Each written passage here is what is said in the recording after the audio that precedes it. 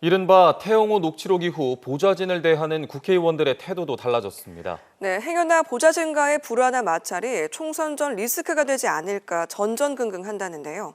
한 주 동안의 지역 정가 표정, 김상진 기자입니다. 총선이 1년이 채 안 남으면서 국회의원 가운데 일부는 선택의 기로에 서게 됩니다. 지금의 보좌진으로 총선을 준비할지 아니면 새로운 보좌진으로 교체하면서 분위기를 바꿀지, 특히 공천을 받을지 불안이 큰 초선과 비례의원들은 지역 보좌진을 보강하는 식으로 교체를 택하기도 합니다. 하지만 최근 태영호 의원의 녹취록 파동에 여러 의원실이 긴장하는 분위기입니다. 민간 기업에서 젊은 직원들이 상사의 말을 녹취하는 경우가 늘고 있다지만 위계 질서가 있고 팀워크가 중시되는 국회는 이런 사례가 드물었기 때문.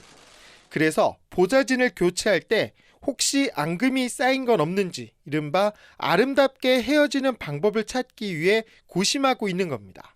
특히 지역 의원실 일부에서 보좌진과 의원 사이의 갈등설이 공공연하게 돌면서 더더욱 집안 단속을 철저히 하는 경우가 많아지고 있다는 후문입니다.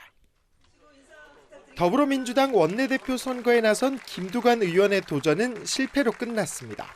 당선자인 박광훈 의원의 득표가 1차에서 과반을 넘기면서 생각보다 싱겁게 끝났습니다. 수도권 의원들의 각축전 양상이었고 비수도권 두 후보의 득표는 예상보다 저조했던 것으로 알려졌습니다. 이른바 돈봉투 논란으로 친명 주류에 대한 견제 심리가 작용한 측면도 있습니다. 하지만 김두관 의원은 낙선에도 불구하고 남는 장사를 했다는 평가입니다.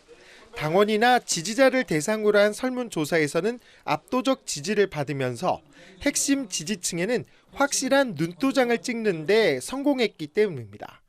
부울경 의원, 지역위원장들의 지지를 이끌어낸 것도 성과물로 꼽힙니다. 소파 방정환 선생과 색동해가 처음에 정한 어린이날은 원래 5월 5일이 아닌 노동절인 5월 1일이었습니다. 하지만 해방 이후 5월의 첫 번째 일요일이던 5월 5일을 어린이날로 제정하게 됐습니다. 어린이날을 5월 5일로 바꾼 데에는 당시 좌우 진영에 합의가 있었습니다. 어린이날만이라도 정쟁 없이 보내자는데 양측이 합의를 이뤄낸 것입니다. 과거와 달리 막후 협상의 여지 없이 첨예한 갈등만 이어지고 있는 정치권에서 여야가 어린이날 제정의 의미를 되새겨보면서 하루라도 국민들에게 평안함을 주길 바라는 목소리들이 많습니다. KNN 김상진입니다.